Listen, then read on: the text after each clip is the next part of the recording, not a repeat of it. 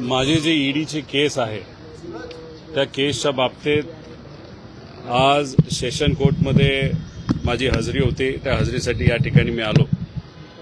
खरं तर ईओडब्ल्यू म्हणजे महाराष्ट्र राज्याची जी इन्व्हेस्टिगेशन एजन्सी आहे, जी माझी केस आहे आणि माझ्याच केसमध्ये अजितदादांची पण केस आणि इतर नेत्यांची केस आहे.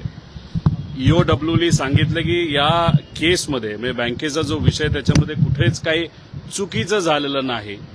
त्यामुळे ईओडब्ल्यूने ईडीला सांगितलं की आता हा विषय संपलेला आहे आमच्यासाठी. पण आश्चर्य बघा, ईडी काय हा विषय आता सोडेना. 13 तारखेला म्हणजे या महिन्याच्या 13 तारखेला अजितदादा जाऊन कदाचित 15 दिवस झाले असावेत. या 13 तारखेला ईडीने या कोर्टामध्ये ईओडब्ल्यू म्हणजे राज्य सरकारच्या विरोधात तिथं विषय आणला आणि सांगितलं की आम्हाला या विषयामध्ये अजून खोलात जाऊन इन्व्हेस्टिगेशन करायचं आहे. आता आम्ही आमचा विषय लढतोय, आम्ही जिंकणार याचा विश्वास आम्हा सगळ्यांना तिथं आहे. कितीही संघर्ष केला, किती आम्हाला आडवं चालले तरी आम्ही तिथं लढत राहू. पण विषय एवढाच आहे, कोडं कधी कधी सुटत नाही की जे लोक आज सत्तेत आहेत त्यांचा सुद्धा विषय ईडी सोडत नाही. हा एक फार मोठा प्रश्न आता लोकांना त्या ठिकाणी पडलेला आहे. आम्हाला कळालंय की 26 तारखेला म्हणजे 26 जानेवारीला हा विषय जेव्हा दिल्लीला गेला होता, दिल्लीकडनं कदाचित सांगण्यात आलेलं आहे की या विषयामध्ये जे जे कुठले नेते आहेत त्यांना अजिबात तुम्ही त्या ठिकाणी सोडू नका.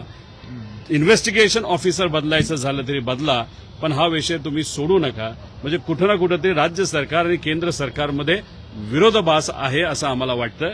पण ठीक आहे, आमच्यासाठी थोडं सोपं आहे, कारण आम्ही विरोधात असल्यानंतर आम्हाला माहिती आहे की आम्हाला संघर्षच करायचा आहे, कोर्टात लढायचं आहे.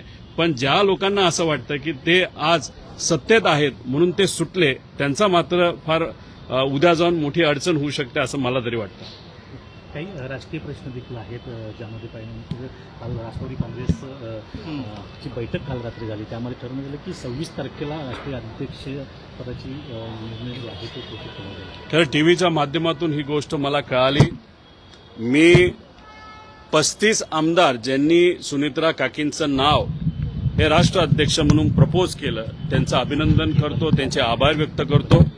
त्याच्याचबरोबर 32 ते 33 जे फ्रंटल आणि प्रमुख त्या पक्षाचे पदाधिकारी आहेत त्यांनी सुद्धा एका कागदावर सुनित्रा काकींचं नाव हे राष्ट्र अध्यक्ष असावं असं त्यांनी सांगितलं.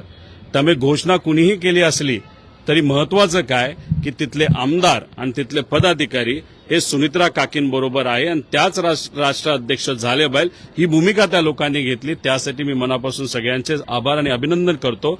आणि आमचा सुद्धा बाहेरून, कारण तो पक्ष त्या ठिकाणी वेगळा आहे, काही दिवसांपूर्वी सुद्धा मी हीच भूमिका घेतली आणि आज सुद्धा हीच भूमिका घेतो. सुनित्रा काकीच तिथं राष्ट्राध्यक्ष ह्या झाल्या पाहिजे. विलिनीकरणासंदर्भात कोणतीही चर्चा झाली नाही असं त्यांनी म्हटलं गेलं. उपस्थित झाला की विलिनीकरणाला जेव्हा चर्चा चालू झाली त्यावेळेला असं सांगण्यात आलं की 2023ला अजितदादांनी जो निर्णय घेतला त्याच निर्णयाला घेऊन आपण आता पुढे जायचंय.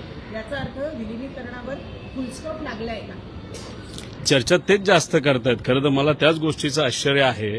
आमदारांना बोलवतात, पुढे एका लाईनीत बसवतात आणि सांगतात की बाहेर जाऊन तुम्ही विलिनीकरणाबद्दल बोलू नका. अरे विषय संपलेला आहे.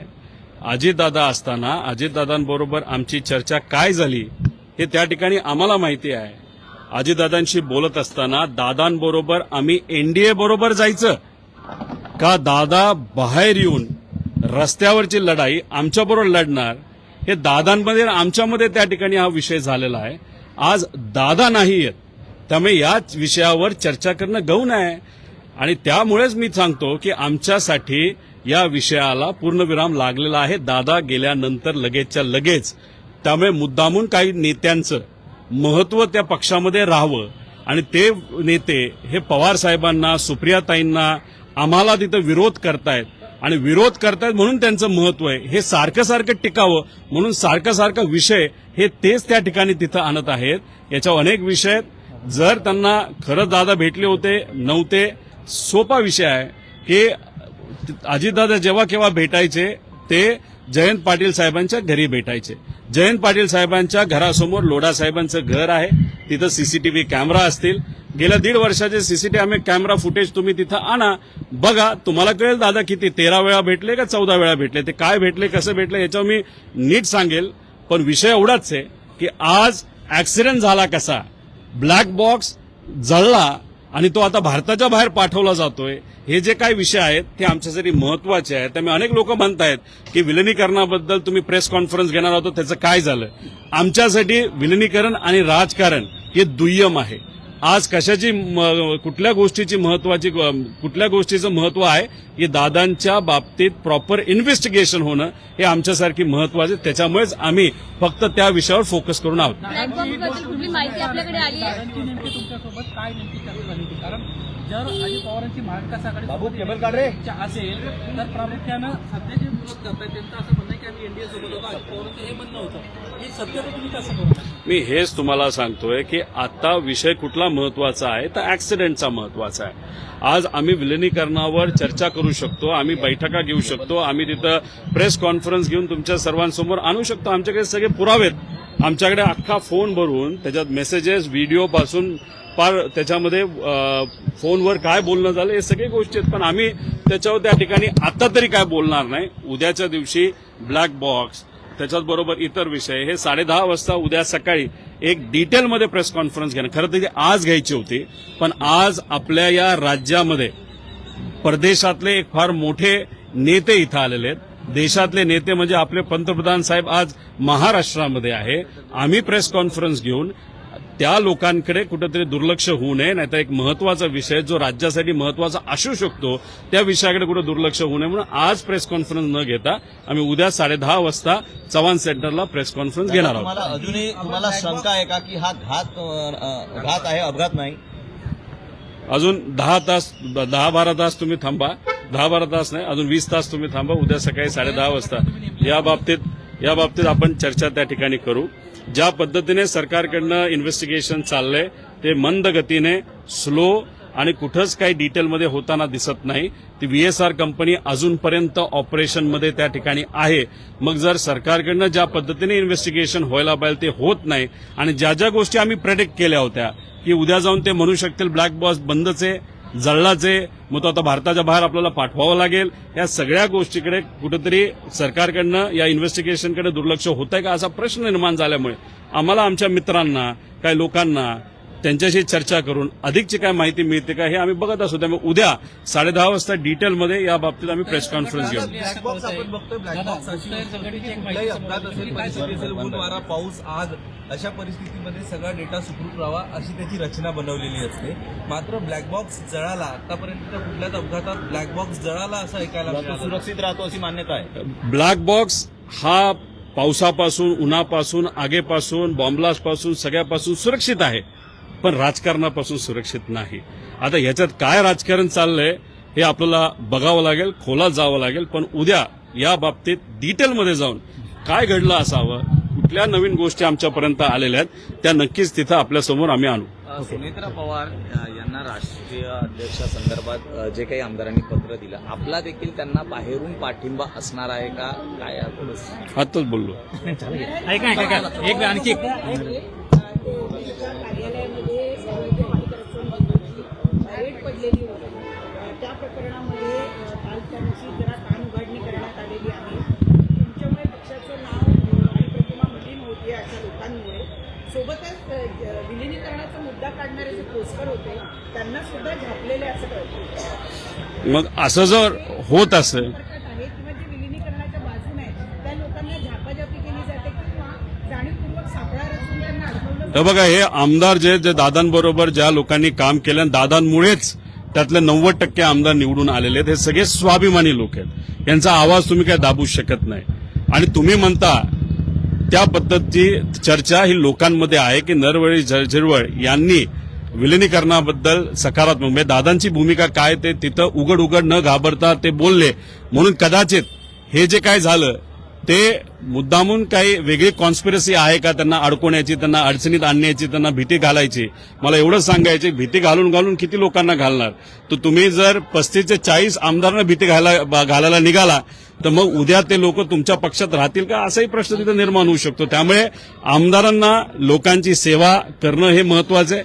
अपेक्षा एवढीच आहे, त्यांचे आमदार हे दादांबरोबर राहिलेले, दादा ज्या पद्धतीने मोठ्या प्रमाणात निधी या आमदारांना बजेटच्या काळामध्ये देत होते, तसाच निधी या बजेटमध्ये त्या आमदारांना मिळावा. त्याच्याचबरोबर या सर्व पक्षांकडनं, मोठ्या नेत्यांकडनं ज्या लोकांकडे आम्ही पोहोचू शकत नाही, भेटू शकत नाही, आम्हाला वेळ मिळत नाही, त्यांना भेटून हे इन्व्हेस्टिगेशन दादांच्या बाबतीतलं योग्य पद्धतीने त्या ठिकाणी व्हावं असं सुद्धा त्या ठिकाणी आम्ही सांगतो. त्याच्याचबरोबर उद्या परवा जेव्हा केव्हा आम्हाला मुख्यमंत्री साहेब, उपमुख्यमंत्री साहेब वेळ देतील तेव्हा पुण्याचा जो रिंग रोड आहे त्या रिंग रोडला हे अजितदादांचं नाव त्या ठिकाणी दिलं गेलं पाहिजे, अशी मागणी आम्ही करणार आहोत. देवगिरी या बंगल्याच्या इथं दादांचं एक स्मारक त्या ठिकाणी व्हावं. 40 वर्ष राजकीय अनुभव त्या व्यक्तीचा होता, अतिशय मोठा नेता आपण गमावलेला आहे. त्याच्याचबरोबर माळी परिवार म्हणजे त्या विमानात जे अटेंडंट होते त्यांच्या परिवाराला आम्ही कॉन्ट्रॅक्टवर एक नोकरी त्या ठिकाणी देऊ शकलेलो आहे, पण एक चांगली नोकरी, परमनंट नोकरी त्या मुलाला, भावाला तिथं देता येईल का एक बघावं. जाधव परिवार म्हणजे जे प्रायव्हेट सिक्युरिटी होते त्यांच्या मुलामुलींचं शिक्षणाची जबाबदारी आम्ही घेतली, पण त्यांच्या ज्या मिसेस आहेत त्या ठाण्यामध्ये महानगरपालिकेमध्ये कॉन्ट्रॅक्टवर काम करतात. एकनाथ शिंदे साहेबांना मी विनंती करतो आपल्या माध्यमातून आम्ही भेटू, पण त्यांना परमनंट त्या ठिकाणी करावं. आणि पाठक ह्या ज्या को पायलट होत्या त्यांच्या परिवाराची एक व्यक्तिगत इच्छा आहे जी मी या टीव्हीवर मीडिया समोर तिथं बोलू शकत नाही, ती सरकारकडनं, ते सुद्धा दिल्लीच्या सरकारकडनं होऊ शकते. ती इच्छा त्यांची समजून घ्यावी, कुणीतरी त्यांना भेटावं, काय विषय, काय गोष्टी त्या समजून घेऊन या मात्र त्या ठिकाणी मार्गी लावाव्यात असं या ठिकाणी आम्ही मागणी करतो. मुंडवा जमीन गैरव्यवहार प्रकरणाचा रिपोर्ट विकास खारगेंचा समोर आलेला आहे. यामध्ये पवार यांना क्लीन चिट दिली गेलेली आहे. काय वाटतं? नाही, काय वाटणार, काय केलंच नसेल तर क्लीन चिट त्यामुळेच दिली असेल म्हणून दादा स्पष्टपणे त्यावेळेस त्या ठिकाणी ते भूमिका देत होते. त्यामुळे मग ज्या लोकांनी आणि काही समाज सुधारकांनी जी पार्थवर टीका केली की अरे त्यांनी हे केलं ते केलं, मग अशा लोकांनी उद्या जाऊन मग पारची माफी मागायची का, असाही प्रश्न त्या ठिकाणी निर्माण होऊ शकतो. अल्पसंख्याक खात्यातलं एक ट्विट काल तुम्ही केलं होतं. 75 जागांसंदर्भामध्ये एक विषय होता. पहिली जागी साधारणपणे 15 ते 20 लाख रुपये रेट होता. आम्हाला जे कळालेलं आहे 20 ते 25 लाखाचा रेट त्या ठिकाणी होता. दादांनी त्या फाईलचा विरोध केला असं होता असं आम्हाला कळतंय. कोकाटे जे मंत्री होते आधी त्यांनी सुद्धा त्या बाबतीत विरोध केला होता असं आम्हाला कुठेतरी त्या ठिकाणी कळतंय. मग विरोध असताना दादांचा अंतविधी तिथं सुरू असताना जर इथं फायली पास होत असतील, नाहीतर ऍक्सिडेंट झालेल्या दिवशी दुपारच्या वेळेस जेव्हा दादांचं जे शव होतं ते हॉस्पिटलमध्ये त्या ठिकाणी ठेवण्यात आलं होतं, इथे बसलेले सगळे जे अधिकारी आहेत ते मात्र सह्या काढण्यात आणि सर्टिफिकेट काढण्यामध्ये मग्न होते. म्हणजे माणुसकी कुठेतरी संपलेली आहे का असं कुठेतरी आपल्याला म्हणावं लागेल. तुम्ही स्थगिती दिली असली, एन्क्वायरी लावली असती तरी आमचं मत आहे की हे जे कोणी जबाबदार आहेत पुढच्या 10 दिवसामध्ये हे जे काही एन्क्वायरी ती व्हावी. कारण का राज्य सरकारमध्ये एन्क्वायऱ्या लागतात, बऱ्याच लागतात, पण कधी कन्क्लुजनला त्या ठिकाणी जात नाही. 10 दिवसात निकाल द्या. अधिवेशनाच्या आधी या व्यक्तीला आम्ही बरखास्त केलं असा एक मोठा संदेश या महाराष्ट्रामध्ये द्यावा असं या सरकारला विनंती करतो. मधल्या मेट्रो पूल जो अपघात घडलेला आहे त्यामध्ये अमित ठाकरे यांनी आता एक पोस्ट लिहिलेली आहे ज्यामध्ये माणुसकीला शून्य किंमत असल्याचं म्हटलेलं आहे. आणि जी नौटंकी चाललेली आहे, म्युझिक लावणं आणि ह्या संदर्भात त्याच्यापेक्षा ज्या बेसिक गोष्टी आहेत त्याकडे लक्ष द्यावं असं म्हटलं. महत्वाचा विषय, महाराष्ट्र भूषण पुरस्काराच्या वेळेस 14 सामान्य लोकांचा मृत्यू झाला. एसआयटी फॉर्म झाली. काय झालं ते एसआयटीचं? म्हणजे कुठेतरी धुळखाट पडली, म्हणजे लोणचं घालायचं का सगळ्या एसआयटींचा असा त्या ठिकाणी विषय आहे. त्यामुळे सरकार काय करतं, फक्त कुठेतरी एखाद्या विषयावर पडदा घालण्यासाठी एसआयटी फॉर्म केले, इन्व्हेस्टिगेशन आम्ही करतो. अरे पण ते पडलंच कसं? आणि त्याच्यात एका गरीब व्यक्तीचा, सामान्य व्यक्ती, मध्यमवर्गीयाचा तिथं मृत्यू त्या ठिकाणी होत असेल. आता तो माणूस तर गेला, माणूस गेल्यानंतर काय होतं परिवाराला हे आम्हाला तुम्ही त्या ठिकाणी विचारा. त्यामुळे अमित ठाकरे जे बोलतात ते खरं आहे. कुठेतरी या राज्यातून जे कुठले नेते आहेत त्यांच्या मनातून आणि अधिकाऱ्यांच्या मनातून माणुसकी संपली असं आपल्याला त्या ठिकाणी म्हणावं लागेल. आता एसआयटीचा तुम्ही उल्लेख केला आणि एसआयटी तर होत्या, पण तुम्ही जो प्रामुख्याने विषय नवी मुंबईतला घेतला होता त्याचं पुढे काय झालं? चौकशी समिती नेमण्यात आली तर त्याचा अहवाल आलाय का? त्या बाबतीत कदाचित काहीच पुढे गेलेलं नाही. अधिवेशनामध्ये तो मुद्दा तिथं घेतलेला आहे. खरं तर मला या सरकारच्या विरोधात खूप काही तिथं बोलायचे बरेच मुद्दे आपल्याकडे आहेत, पण विषय एवढाच आहे की इन्व्हेस्टिगेशन दादांच्या ऍक्सिडेंटच्या बाबतीत त्याच्यावरचं लक्ष कुठेतरी दुसऱ्या बाजूला जाऊ नये म्हणून मी स्वतःलाही कंट्रोल करतोय आणि मुद्दे घेताना त्याच विषयावर आणि त्याच मुद्द्यावर जास्त फोकस देऊन आहे. ओके, धन्यवाद.